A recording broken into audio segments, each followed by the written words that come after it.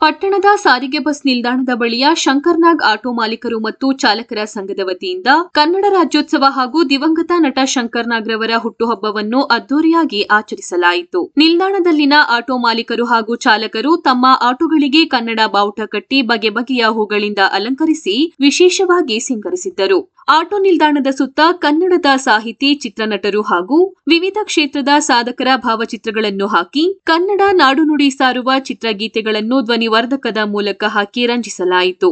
ತಾಯಿ ಭುವನೇಶ್ವರಿ ಹಾಗೂ ಶಂಕರ್ನಾಗ್ ರವರ ಭಾವಚಿತ್ರಕ್ಕೆ ಪೂಜೆ ಸಲ್ಲಿಸಿದ ಬಳಿಕ ಸಿಹಿ ವಿತರಿಸಿ ಎಲ್ಲಾ ಆಟೋಗಳು ಬಿಎಂ ಮುಖ್ಯ ರಸ್ತೆಯಲ್ಲಿ ಮೆರವಣಿಗೆ ಮೂಲಕ ಸಾಗಿ ಪ್ರತಿಯೊಬ್ಬರೂ ಕನ್ನಡ ನಾಡು ನುಡಿ ಭಾಷಾಭಿಮಾನ ಬೆಳೆಸಿಕೊಳ್ಳುವಂತೆ ಅರಿವು ಮೂಡಿಸಲಾಯಿತು. ಶಂಕರ್ನಾಗ್ ಆಟೋ ಮಾಲೀಕರು ಹಾಗೂ ಚಾಲಕರ ಸಂಘದ ಕನ್ನಡ ಪರ ಕೆಲಸಕ್ಕೆ ಸಾರ್ವಜನಿಕರು ಮೆಚ್ಚುಗೆ ವ್ಯಕ್ತಪಡಿಸಿದರು.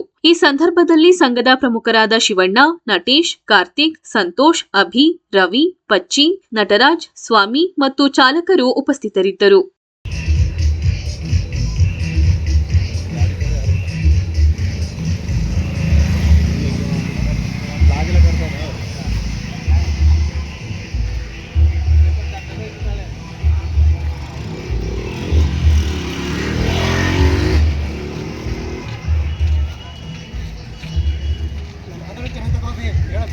ಮಾದನ ಪಳಪಳ ಹೊಳಿಬೇಕು ಫೋಟೋ